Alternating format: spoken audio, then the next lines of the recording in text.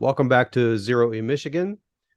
Today it's just Larry and myself, and we wanted to have a little discussion about charging networks, which have been all over the EV news.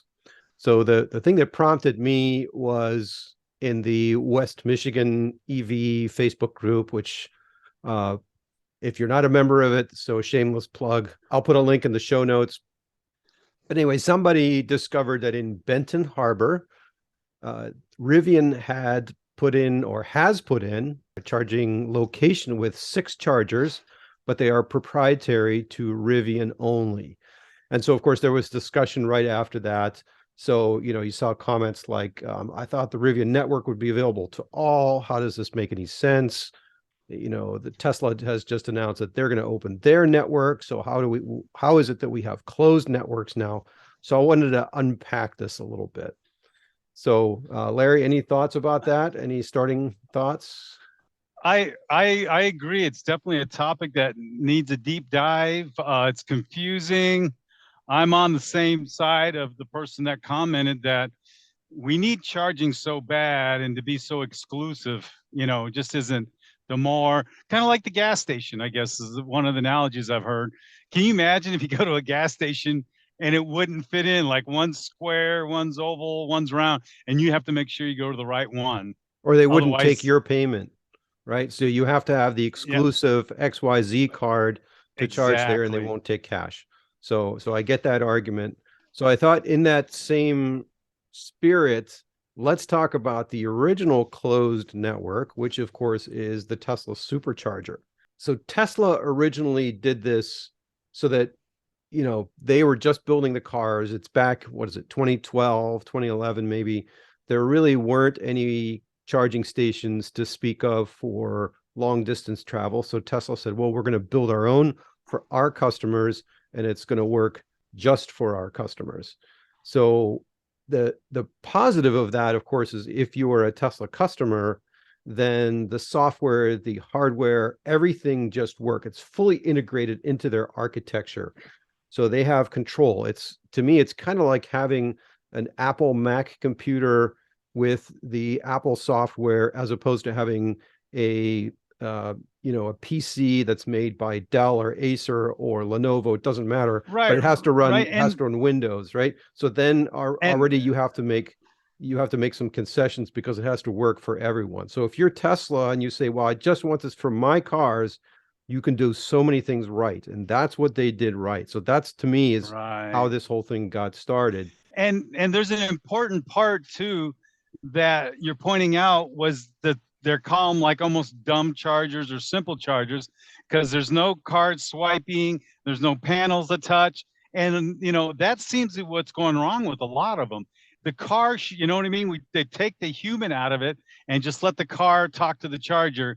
And so that's where we need to wind up. We should follow their lead, quit trying to reinvent the wheel, let the cars, from what I understand, all the cars have the technology. You plug it in, it will talk to the box, to the charger, and connect. Yeah, I don't think it's And quite so there yet. That's the plug and charge technology.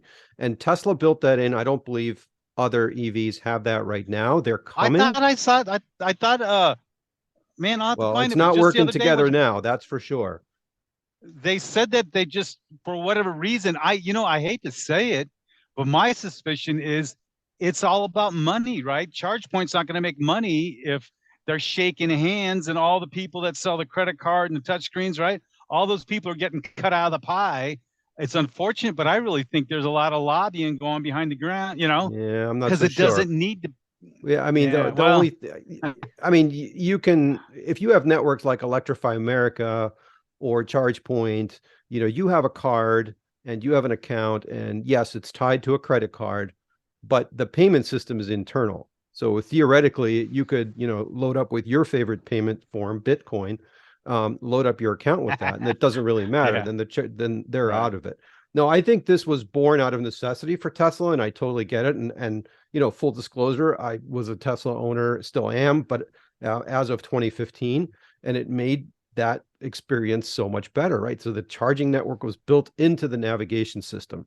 So when you planned a trip across the country or wherever you're going, and the trip was longer than the car's range, it would automatically figure out which supercharger you need to stop at, and how long it's going to take to charge, and how long the overall trip is going to take, and even down to how many superchargers are available. How many are being used right now, how Right. many are down. They So they it got so much all makes right, didn't sense. they? Pardon me? They got so much right. I mean, the simple Absolutely. chargers and where they located them, and not in the front of the parking lot, but the back out of the way, so nobody's Right. least icing. I mean, there was so many little things that they figured out and nailed. It's just amazing. And now we're seeing all the growing pains. It's So unfortunate all the other networks. yeah, so Tesla to me is still the gold standard of networks, and For I sure. think Yeah, they that's nailed it. kind of universally accepted right now. Um, However, now they're opening things up, and this is where things get a little bit sticky. So you can do whatever you want if it's done with your own money, and there's no public funding involved, and you're doing it for your customer, and you're doing it primarily for your shareholders and your customers and things like that. And then I believe Rivian is doing the same thing. They're building out this network for their customers exclusively to start with, but then they have the option to open it up later. And Rivian has, in their defense, already put in some chargers, some public level 2 chargers. Holland State Park, for example, has level 2 chargers. I don't think it's accessible during the winter, which is a separate discussion, but they're going to be building out their level 2 network in some of the state parks, which I think is awesome. But they closed this one down, and it's causing a little bit of flap. And I think what's happening now with the Tesla supercharging network, now that they're opening it up, part of the reason they're opening it up, of course, is so they can get some of the federal funding. And that, to me, is when everything changes. As soon as you say, well, now I'm going to take taxpayer money to build out some of these stations, now it needs to be accessible to the EV charging public. Right. You don't think so? Are you anticipating issues like, now that the government's involved, it's not going to go as smooth as it used to and all that? Well, it's funny. I actually put that down as a discussion point in my notes, and that's why I'm looking off to the side here. If you're a libertarian, of course, nothing that the government can do is right. But if you look at, for example, what's happening now with the NEVI standard. So NEVI, National Electric Vehicle Infrastructure, there are minimum standards for stations. So if you want any of the NEVI money, it has to be non-proprietary, meaning you can't just be for one vehicle type. No smartphone app is required. No membership is required. Allows for open access payment methods, so a credit card.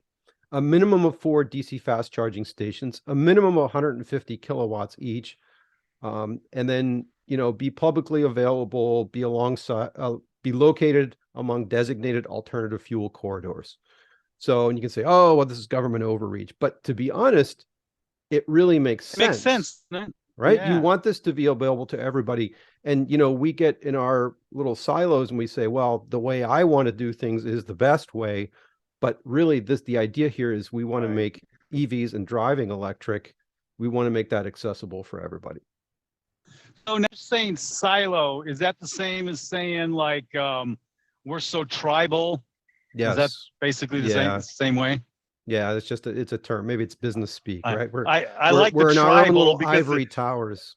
Yeah. Right. Well, the tribal, just in my brain, right, as I see these like violent prehistoric people tribing, around a fire, which I think when that's used, right, it should be kind of a derog. Because silo leaves my brain thinking of corn in a big tall tower.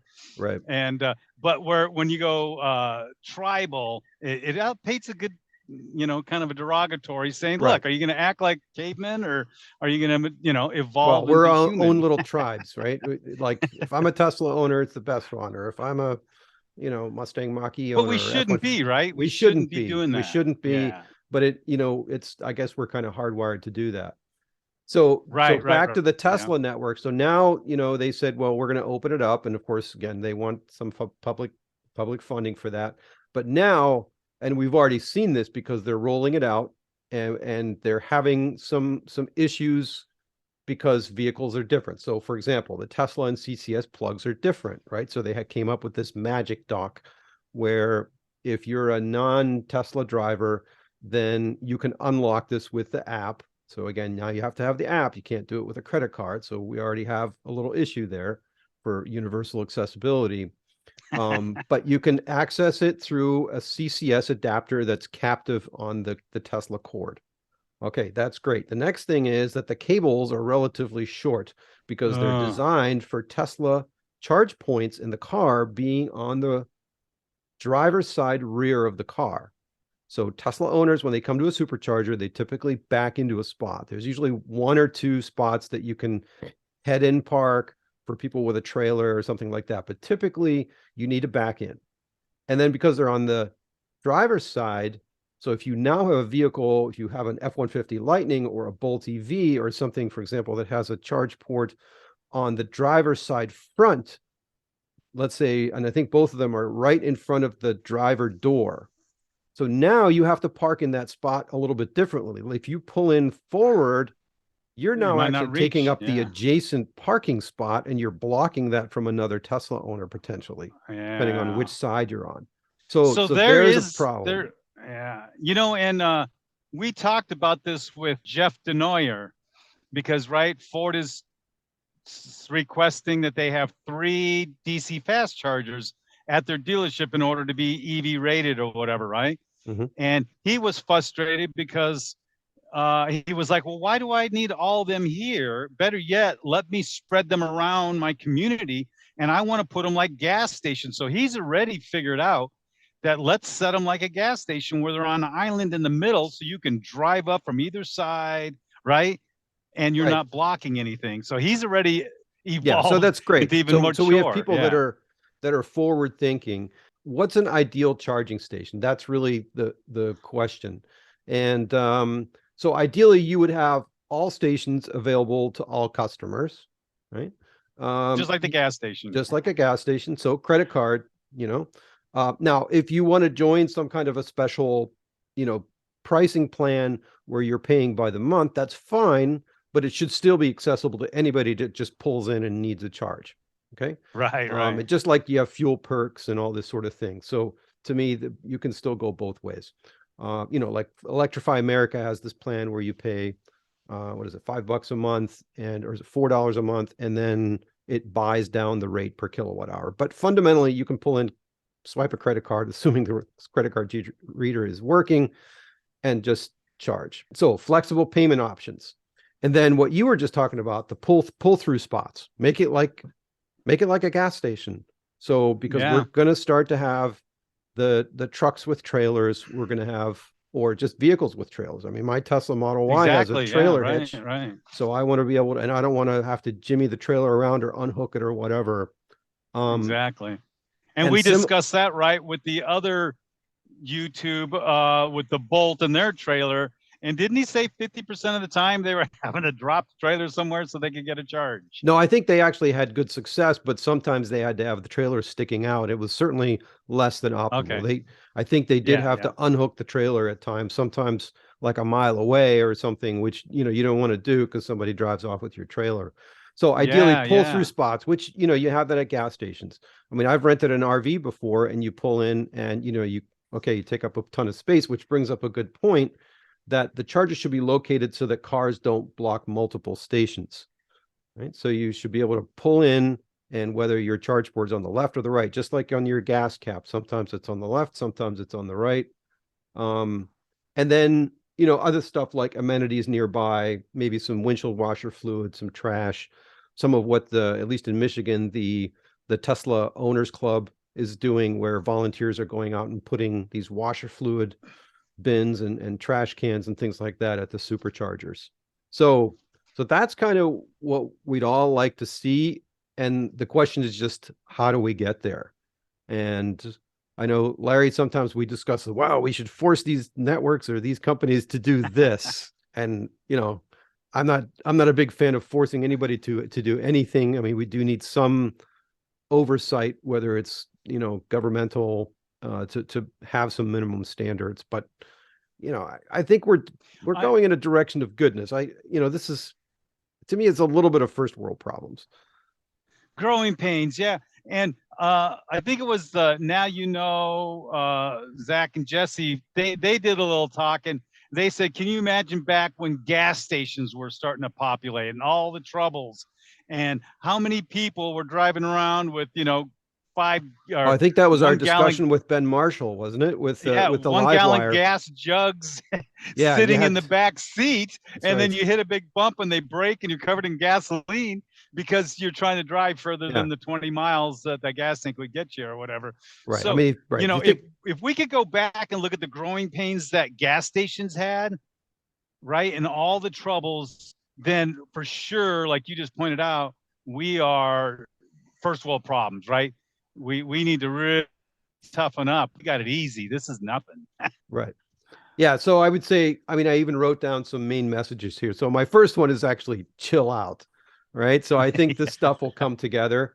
And if you're taking a road trip, let me go back actually. 80 to 90% of charging happens at home. We know this. We have data, right? And I can confirm that for myself. The Tesla Model Y that I just bought, it's got less than 1,000 miles on it. It's actually like 800 miles. I have yet to go to a public charger. I charge at home, and I've taken, little mini regional road trips. I've gone to Grand Rapids, I've gone to Ludington, and I've always had enough range to go up and back, and I just charge at home. So I haven't even needed public chargers. Okay. Now, Right. That's a good point that I think yeah, we overlook often. right. And then, do your best to navigate the stations that work best for you. If you're a Tesla owner, you're probably going to stick with Tesla Superchargers. And, you may want to go out and buy the $175 CCS adapter to be able to use use CCS stations to bridge the gap. And then have some faith that the combination of the markets and some government oversight will nudge things in the right direction. And it is happening, right? It's 10 years ago, happening. remember? Share some of your experiences because you were early adopter. I had my Volt, so I wasn't, but Yeah. I tried to charge everywhere I could just to show people, right, that they see you walking out and That plugging the in. charges were Just being that. used. Yeah, you Yes, got those exactly. arguments for early on when somebody would park at a charging station. I had this actually the other day here in Muskegon, the downtown charge. There's a credit union across the street from the public charger. Somebody parked their ICE car in front of the charger, and I wanted to go in the adjacent spot and charge. And I said, "Can you just move your car like one spot forward?" And it said, "Well, nobody ever uses these things." I was like, "Are you kidding me? Right. I'm sorry. I live on this block. I know people use these." So that's a BS argument. So we still have that. We have some education left to do. Yeah. So my early road trips, I mean, I would go to campgrounds and all these sort of things. We don't even have to do that anymore. If I had to make that same trip with a 2016 Nissan Leaf with like 90 miles of range, it would be so much easier today. It took me like 2.5 days to Right. drive this car from Kansas City up to Michigan because I was going to Man. level 2 chargers and, overnight charging and campgrounds. And, when I got to St. Louis, all of a sudden they had DC fast chargers and I could zip across. Was it ideal? No, but I was too cheap to have the car shipped. So, Plus, yeah, but it the worked. challenge, right? Maybe we're just weird, but I love the challenge of finding where's a charger, and then you call that opportunity charging, right? And Yeah. so, okay, I'm gonna set my lunch break. Even when I drive to Denver in the Volt, I didn't have to, but I went to every charger I could get to, and that would be my Mm. lunch break, and just Yeah, and there's an adventure part of it. That's what yeah, Ben Marshall was saying with the live wire. He said, 10 years from now, we're not going to be talking about this anymore. And sort of the adventurous right, spirit is right. gone. It'll just be like getting gas today. So we won't even talk about it anymore. So in some sense, if you're an early adopter, you're probably enjoying this. You're gamifying this. If you just want to get to Arizona or Florida and you just want to drive, it's a different story, which brings me to a point. If an EV road trip becomes too tedious in terms of trying to figure out the charging infrastructure, then for goodness sake, just rent a vehicle. I mean, a Yeah. gas vehicle. Now with Turo, I just rented I had to go pick up a semi. By the way, if everybody's wondering, what am I doing over here? I drive a semi during the week, and I had to run down to Virginia to pick up a new Mack truck. So we wound up renting a car. It was $127, and 6 blocks away was, where I could return the car. And at 1 o'clock in the morning, I parked the truck, dropped the keys in the box. I'm charged 127, and I'm inside the new Mack truck and bringing it home. mhm. It's so convenient, and Yeah, and that's and just that. And then we have Turo, right? You could rent Turo. Is a yeah, really good deal Turo is out there kind of now. neat. It's the kind of the Airbnb of cars. So you can even try out Exactly. cars, which is a separate discussion. But I've done the same thing. But there are local rental places. You don't just need to go to the big rental firms. Here I live in Muskegon, and up in Montague, the local Chrysler dealer rents minivans. And I've used those when I've needed, 6 seats, 7 seats, whatever, because I'm not going to buy a vehicle where I only need that capability once or twice a year. So again, if you're going to go on this big road trip and it's going to be a pain in the butt with an EV, the all the money that you saved from driving electric, you can But probably I rent a like the word vehicle. you used, gamify. I Hmm. like that word you use, gamify. Maybe that's a tip, people. You make it fun, if you got some kids in the car who can come up with a blessed road trip and to gamify the journey. And I've had a lot of fun with it myself. And so I think it's just if you go into it with a good attitude, you can make it fun. Right. And And then also you can say, well, on this trip, I saved this much money on not buying gas. So now I'm going to buy the kids an ice cream or something like that, or again, exactly.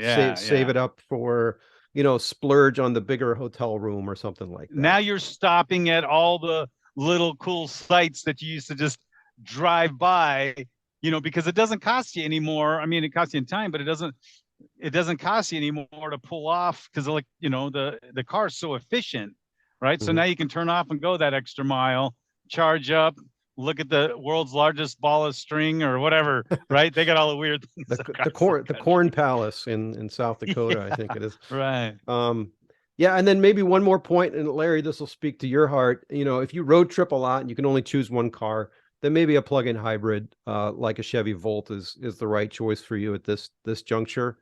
And they're out there. I just talked to a gentleman yesterday. In fact, he's shopping for an EV, and he has a Volt, and he's actually looking to get rid of the Volt. And there's some decent prices out there. A couple years ago, when I bought my daughter's Chevy Volt, which for her is the perfect vehicle, it was $15,000 for a 2015 model year. Now, of course, now times have moved on. Wow. Um, and so, Off of that's a good value. Facebook And for yeah, the yeah. first year she drove it from like August to November, never bought gas. And it's a great way to figure out how electric works, how electric driving. You plug it in when you need. You don't even need a level 2 charger. You could probably plug into a regular outlet at home. So it's a To kind of good way 110, to get yeah, your feet wet. And exactly. that's what I Larry love it. drives. And Yeah. right, I've had 14 of them now. I buy them from the insurance yards because they're more complicated. Everybody's afraid of them, but Chevy did a great job. They're bulletproof. It's ironic. The one I'm driving right now was sideswiped by a semi. You Hmm. could see where the lug nuts cut into the rear quarter. I've kind of heard the same thing, that the Volt was way over engineered by It's GM. amazing. And Yeah, they did things like, it doesn't matter that you drive it to 0%, or the battery to 0%, or you charge it to 100%. They left enough buffer to make it kind of foolproof, so that you didn't have to exactly. worry about charging to 80% and only running it down to 20%. Of course, a plug-in hybrid is intended to run the battery quote unquote empty, but I'm sure they left a buffer in there so that you're not doing damage. Yeah. A couple of people have done YouTubes where it says you don't have any battery left. They ran it out of fuel and then they went, and I think they went like 20 miles, even though it said zero until it wouldn't move anymore.